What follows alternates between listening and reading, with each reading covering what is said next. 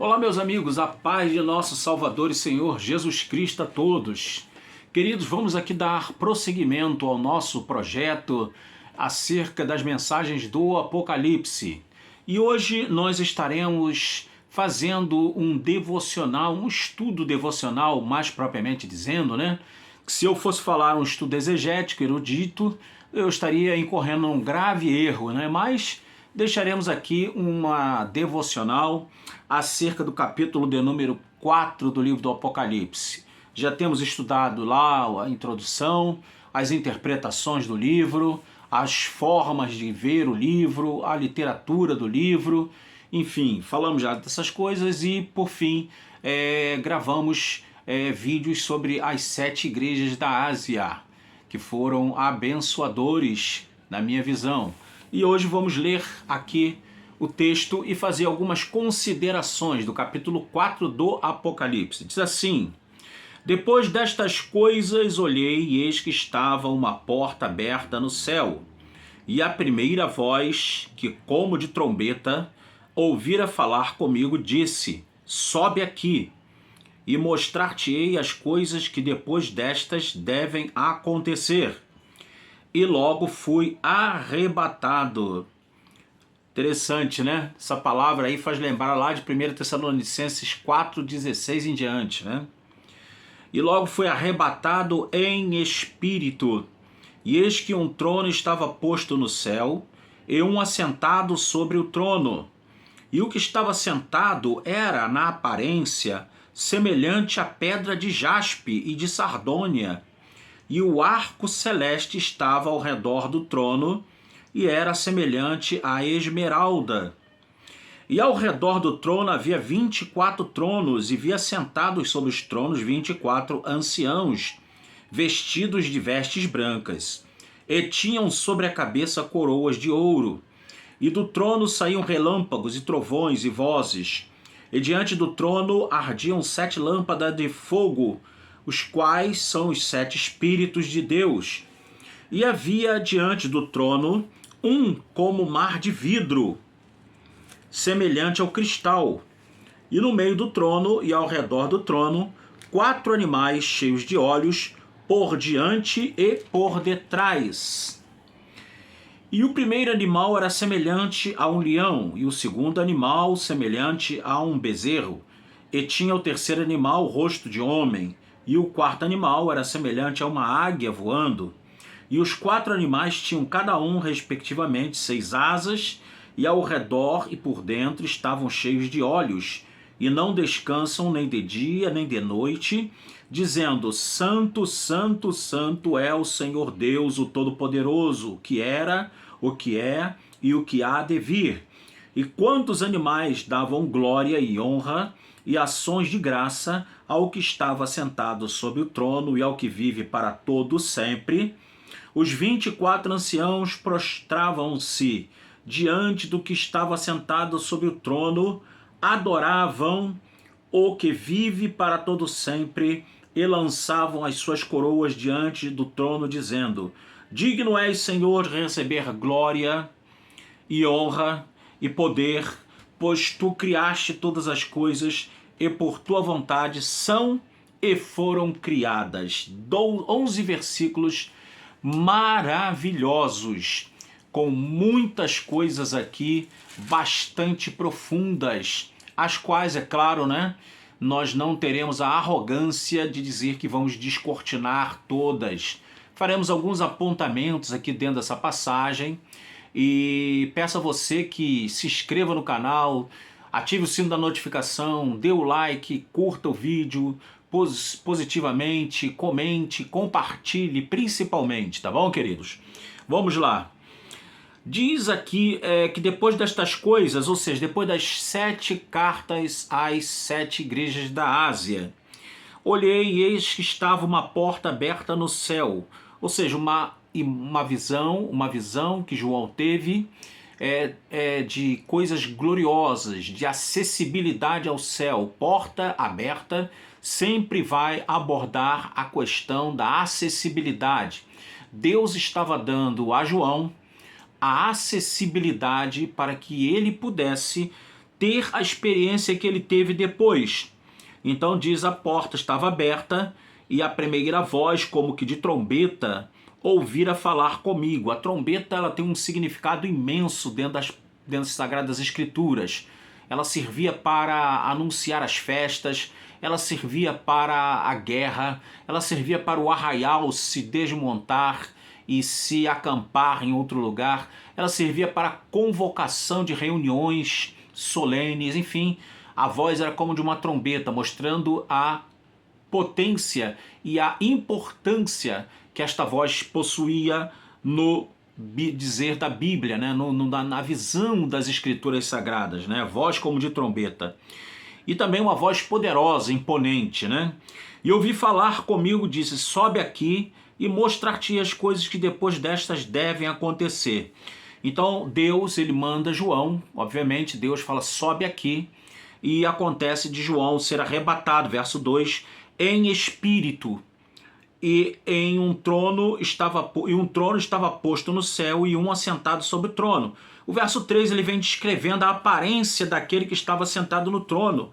Era uma aparência semelhante a uma pedra de jaspe de sardônia, e o arco celeste estava ao redor do trono, era semelhante a esmeralda.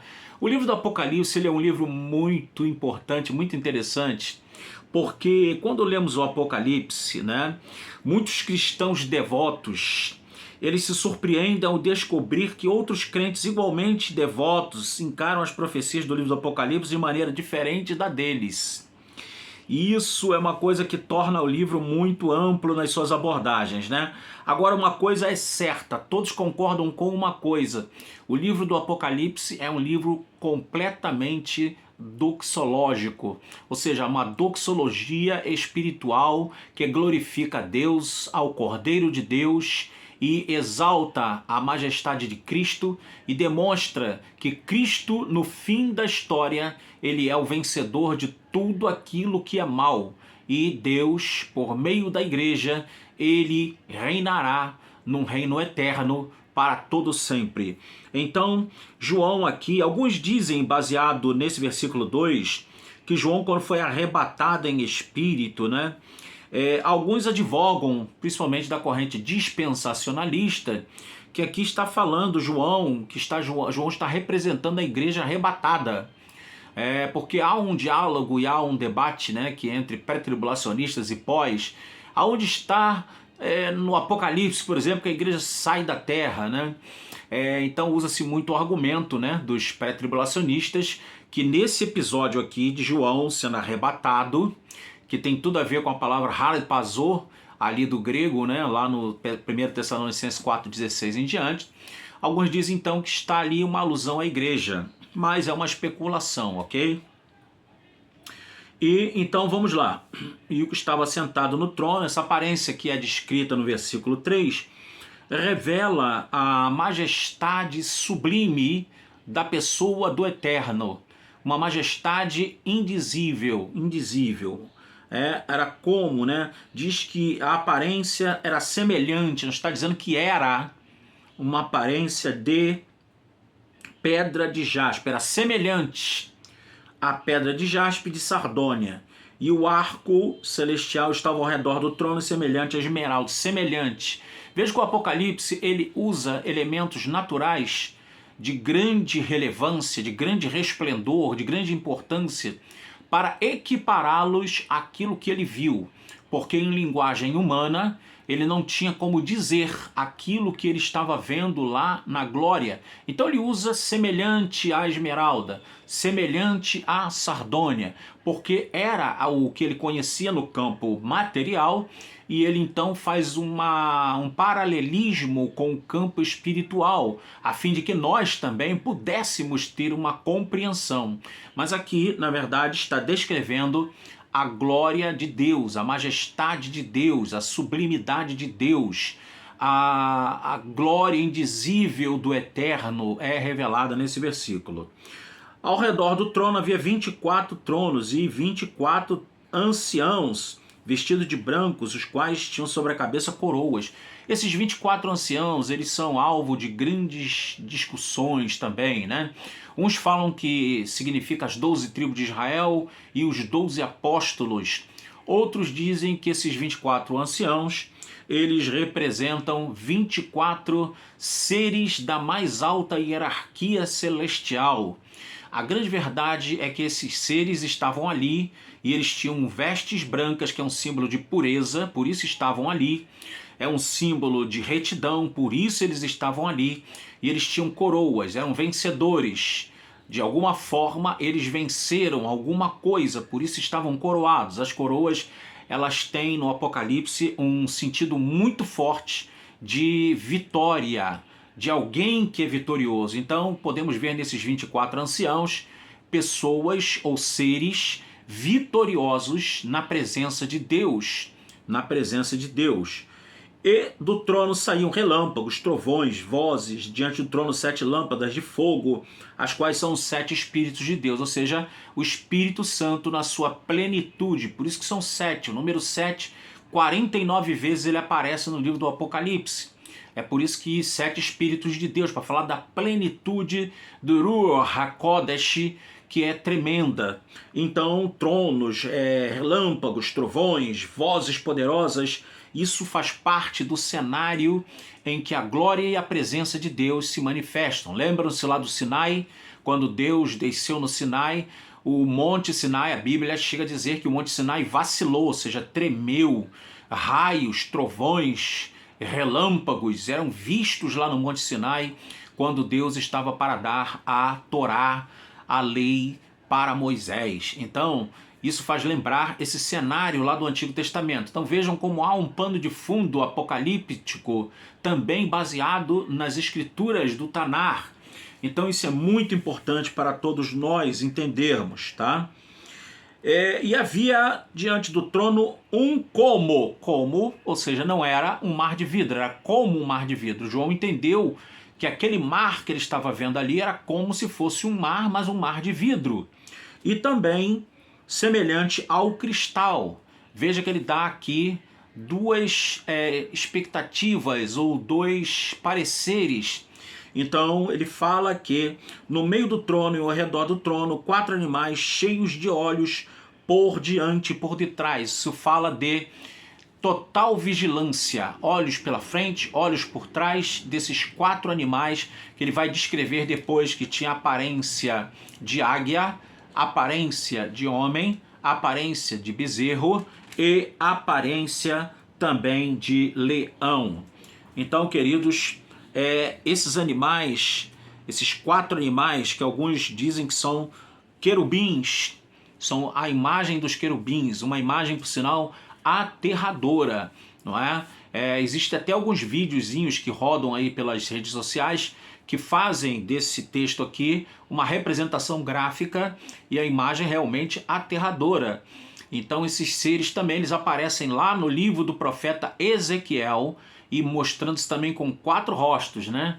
Rosto de leão, rosto de homem, rosto de águia e rosto de bezerro. Então é interessante fazer estas comparações, porque mostra que a Bíblia e o Apocalipse não estão deslocados da literatura do Antigo Testamento, conforme nós chamamos. Ok, queridos?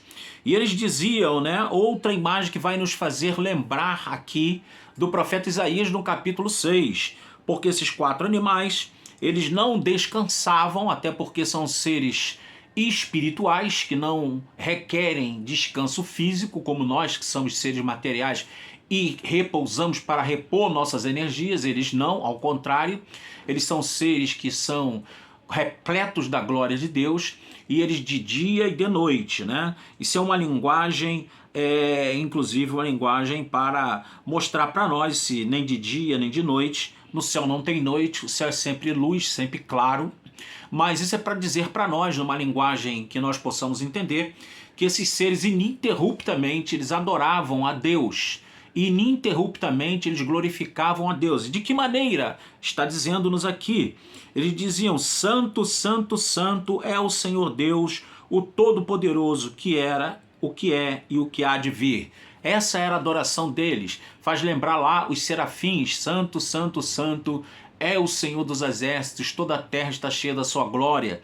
Nesse caso aqui, é dito que esse santo, ele é o Deus Todo-Poderoso, o que era, o que é e o que há de vir, ou seja, o que é eterno, aquele que não tem tempo, não tem fim, ele é atemporal, completamente atemporal. E os 20 e davam glória, né, e honra e ações de graças ao que estava sentado sobre o trono e ao que vive para sempre. Mais uma vez falando aqui da natureza de Deus. Deus é chamado de Deus vivo. Por quê? Porque ele é a fonte da vida, ele é a própria vida. Diz a Bíblia, inclusive, que Deus é vida. Deus é vida.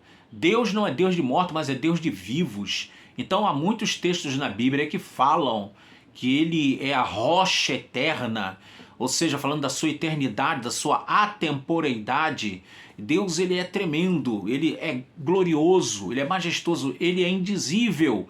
Dentro da nossa limitação, da nossa capacidade finita, ele é o infinito, ele é o absoluto, conforme a filosofia diz.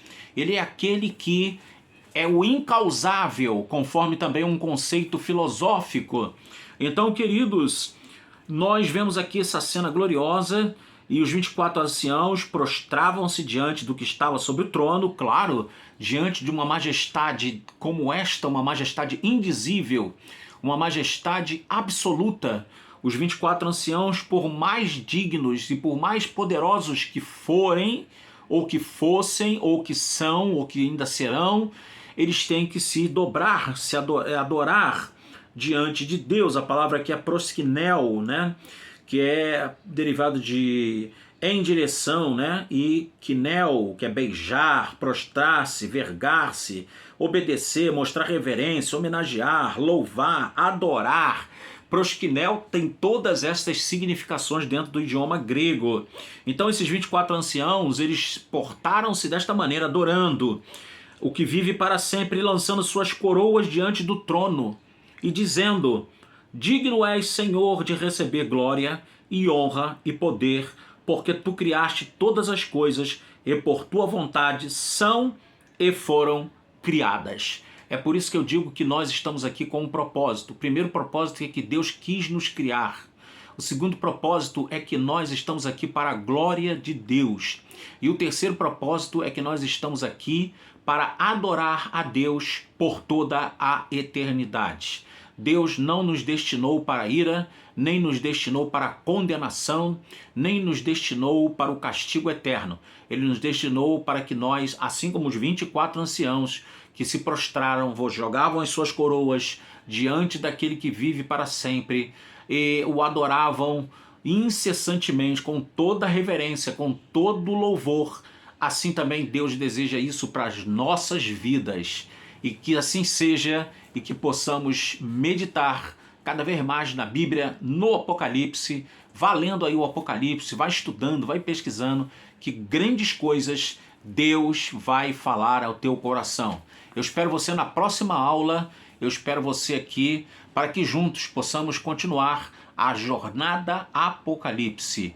Que Deus abençoe sua família, que Deus abençoe a sua vida, a sua casa, que Deus te fortaleça, que Deus ilumine os seus pensamentos e a sua mente, a fim de você captar toda a revelação que você possa receber de Deus. É claro que numa totalidade isso é quase que impossível. Captar toda a revelação divina é impossível ao ser humano. Mas um dia, tal como ele é, nós o veremos e estaremos face a face com aquele que nos criou. Amém? Que Deus abençoe. Até o próximo vídeo. Espero você. Não esqueça de se inscrever no canal, dar like, ativar o sininho da notificação, curtir o vídeo, comentar positivamente e compartilhar. Que assim seja. Que Deus abençoe sua vida poderosamente. Aleluia. Shalom, shalom, shalom.